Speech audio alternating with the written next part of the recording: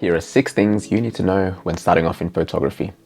The first thing is, don't worry about gear. Now, when you're first starting off, one thing to keep in mind is there's just so many different combinations of lenses and camera bodies and different equipment that you can buy. When you're first starting off, it's just important that you get 2 primary things, and that's the camera body and the lens. And the second thing you need to know when you're starting off in photography is get yourself some lens filters. What are lens filters? Lens filters are pieces of glass that screw on your lens thread, and there are 3 main types of filters, and they each do different things.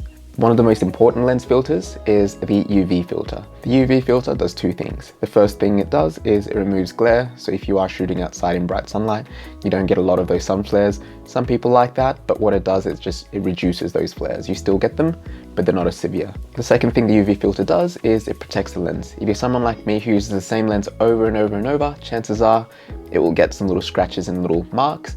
The UV filter is designed to protect the glass at the front and protect the element from scratches, because what you don't want is to take a photo only to find that your lens actually has a big gash or a big scratch. So really, really important. They're inexpensive and really handy. The second type of filter is a CPL filter. This is the most common one that I use, and it comes in really handy.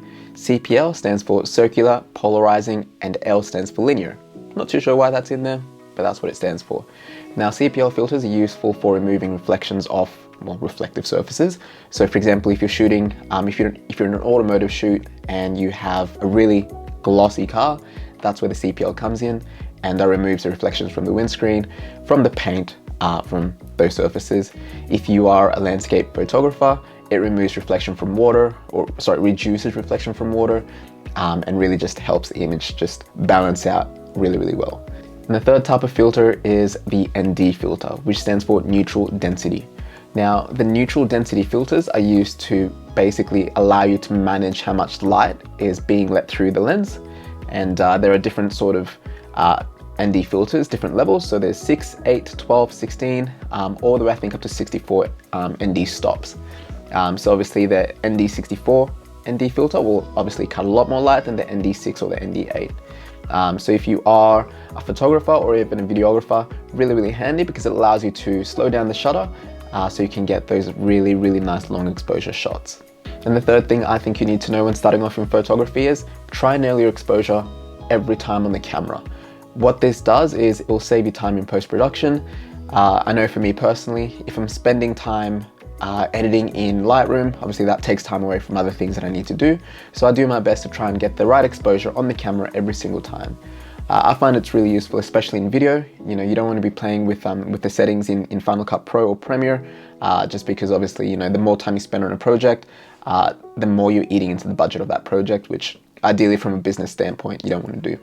So nail your exposure on the camera from the get-go. And the fourth thing is, have spare SD cards. I can't emphasize this enough, and it's actually caught me off a few times.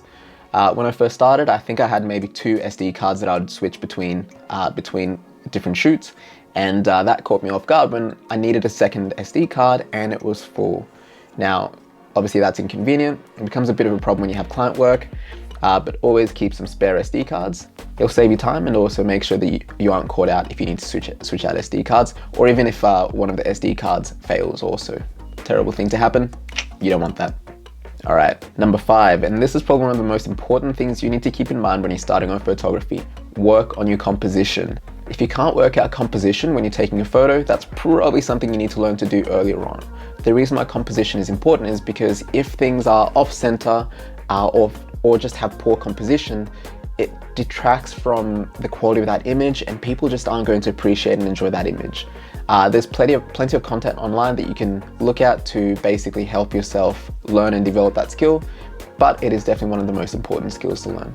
And the 6th thing I think you need to know when starting off in photography is just accept that you'll sometimes take bad photos.